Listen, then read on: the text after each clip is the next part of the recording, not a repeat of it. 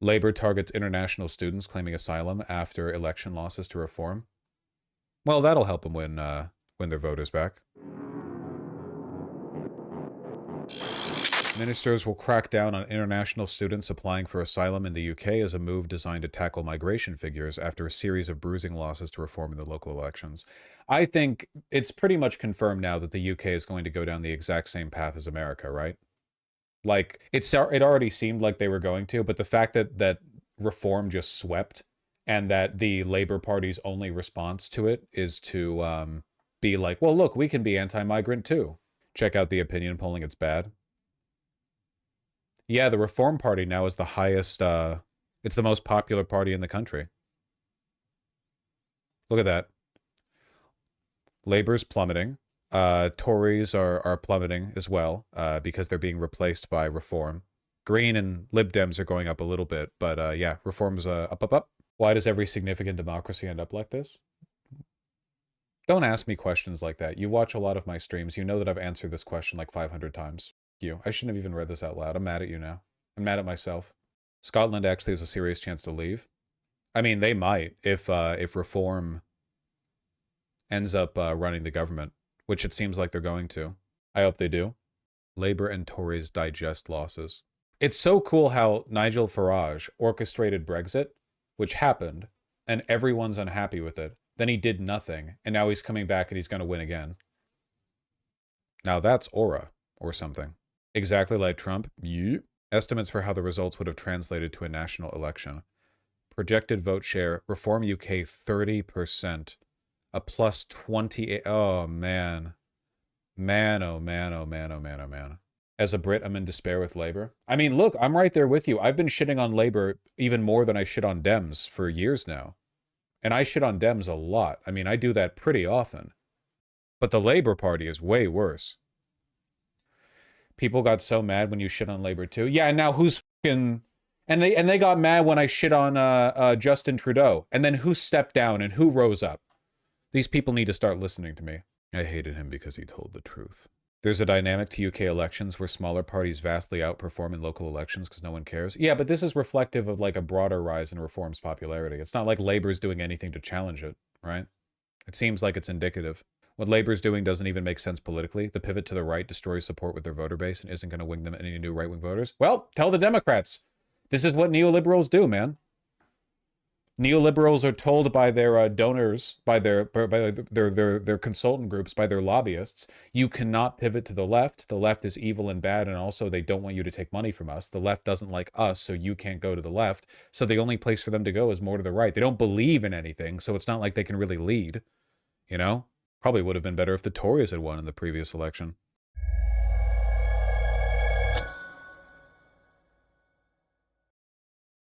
Well, sure, J.G. Vance, it reminded me of me in the European Parliament a decade ago, getting up and giving speeches and being screamed at and shouted at and hated. I loved every word of what he said. He's absolutely right.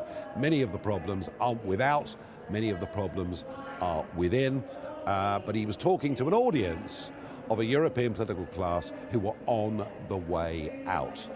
The political revolution, and it swept through America, and it's going to sweep through the rest of Europe too. So J.D. Vance actually was there at Munich speaking ahead of his time.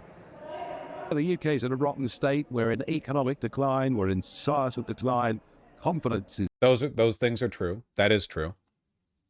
Sinking down to sort of mid-1970s levels. It is not good. So I'm afraid we're in for a few very tough years. And it's quite interesting to look at the fact that gross domestic product, wealth per capita, has fallen for 6 of the last 8 quarters. We are getting poorer, and I'm afraid government policy and general business confidence is not going to turn that around quickly. We've basically had, certainly in England, and remember that England is 86% of the population of the United Kingdom, really since the end of the First World War it's been 2 parties. A few Liberal MPs here and there, but basically Labour or Conservative for 100 years. And here is a new challenge, a fresh party called Reform UK, which has leapt in 7 months from really almost nothing to leading consistently in the national opinion polls. Yeah, that is quite true. Remarkable. It's a reflection, I think, on what we call the uniparty. in that there isn't really much to choose, frankly, between the record of the Conservative government. Labour might be a touch worse, but there isn't much in it. But also a reflection on what we are as an organisation. We're upbeat, we're optimistic, we've got a good vibe, and we believe with the right leadership we can and will turn this country around. The UK's in trouble. We're in societal decline, whether you look at knife crime or any other statistic, whether you look at broken communities, whether you look at the impact mass immigration has had on breaking up communities that in some places have been around for hundreds of years. And we're in economic decline. You know, for 6 of the last 8 quarters, wealth per capita has fallen. Now, can it be fixed? Not under this government. We're led by a bunch of miserabilists. It is insane how bad their economy is. I mean, Brexit definitely didn't help. But yeah, no, it's a wretchedly poor country for what it should be, you know? They literally spread negativity. They're talking us into recession. We're in for a couple of very, very tough years. But the turnaround will come at the next election. That is very possible. Race in Lincolnshire, Durham, Lincolnshire, Lancashire, Staffordshire, Derbyshire, some of the councils you've won. Is it beyond what you thought you could do today? Way beyond. I knew we'd do well today. I mean, I've seen the party grow. I've seen the calibre of people improve. We professionalise the way we operate, everything from our literature to data gathering. But frankly, what we're achieving in terms of council seat numbers, what has happened here in County Durham, beyond my wildest dreams. Okay. Just goes to show people are ready for real change. It's interesting as well, when you look at the national equivalent vote, so how at the end of the day, when all the votes are counted, how you might go in terms of vote share, it could be that Reform become the biggest party in terms of these elections, in terms of vote share. What do you make of that?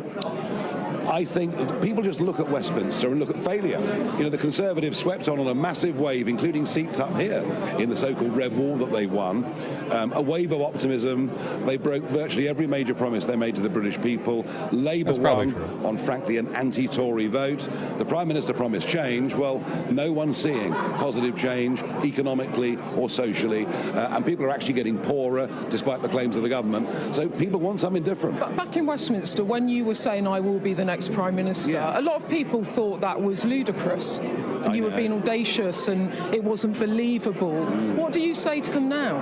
They're not laughing now, are they? They've seen. This is reform quake. That's what's going on across the country today.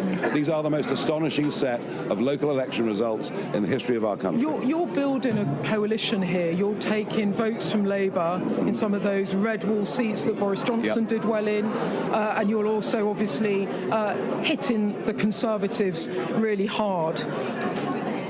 But to maintain that, do you need to change the style in which you lead? And what I mean by that is you're a divisive politician. Well, good. But to keep a coalition together, do you have to change anything? I'm sorry. How astroturf do you think Reform is? Isn't the relationship between Reform and like Russian money pretty well known? Well, okay, I should say the party is definitely getting right-wing funding from elsewhere, but in terms of like how much is their support manufactured, honestly, given how bad a job both the Tories and the Labour Party have done, it's not at all surprising. Like, even if no Russian money or whatever else was going into Reform, I think it would play out basically the same way. I'm not Mr. Bland. You know, I am who I am. Take me or leave me. I'm a straight speaker. I say what I believe. And if you like it, that's fantastic. But what I mean and if you don't, I don't care. In a fast-past-the-post system, though, people tend to win on centre ground. So they've got to build a massive coalition of voters. Yeah, but just up there, you were talking about people don't work from home. You don't like diversity on the councils. A lot of people won't like that. What you're missing is that is the centre ground of public opinion. There's a silent majority that believes in the things that we believe in. Westminster, and dare I say it, much of the media is out of touch with where this country is moving, and I think that's what today's election results prove. Nobody in lessons from this in the short term, but I tell you what, this is happening.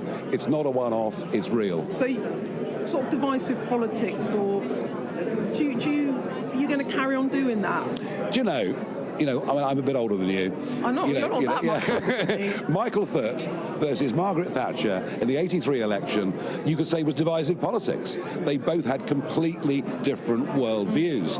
And there wasn't much love lost between one and the other. But provided it's civil, provided it's within reasonable rules, I think politics is about how... What does he offer that's any different from the Tories, by the way? Because the Tories are racist, anti-immigrant, migrant fear-mongering, whatever.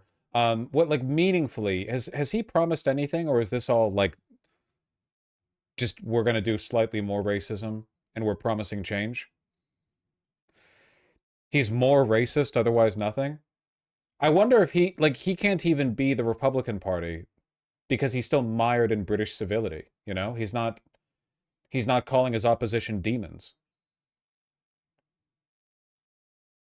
Having a choice of different visions that some love and some hate. One other question. I noticed on stage there you said that the councils that Reform run are now no longer going to allow the government to house illegal migrants coming over on boats claiming asylum. You're not going to allow them to be housed in your local area. I said we fight them. Yeah, can you just explain that? Because that was a new piece of information. Yeah, so basically central government scatters young males who cross the English Channel around the country, and most come pro rata to the northeast and the northwest, and they're imposed upon councils, and councils kind of, in theory, have to accept them, where they're going to find a much more robust response here. Can you stop it, though? We give it a go. You're going to give it a go. And final question. Badenoch, and what's your message to Keir Starmer? The message to Keir Starmer, sarcastically, is please keep doing what you're doing. And the message to Kemi Badenoch is, well, frankly, the Conservative Party's finished today. It's gone. It's dying in the shires. It has no future. It stands for nothing. It serves no purpose. Any chance of doing a deal with them to unite the right? I don't want to do a deal with them. We're going to win the next election on our own. OK, Nigel Farage, thank you very much. Thank you. Excellent. Well, he's got confidence, at the very least. Also, Conservatives are seen as a rich person party. Vosh, Reform has wider class appeal. Well, they are. The Tories are like the Tories are genuinely like the aristocracy of, I mean, to an extent, the Labour Party is as well. But like, yeah, for sure. Didn't you say Reform seems more like British thug skinhead types? Well, yeah, in the sense that they're not like economically elite. The Tories were never able to do fascism properly because they're too liberal civility pilled. They're too culturally British, I guess. 2 of the last 5 Tory prime ministers went to the same private school and were in an aristocratic fraternity called the Bullingdon Club. Yeah.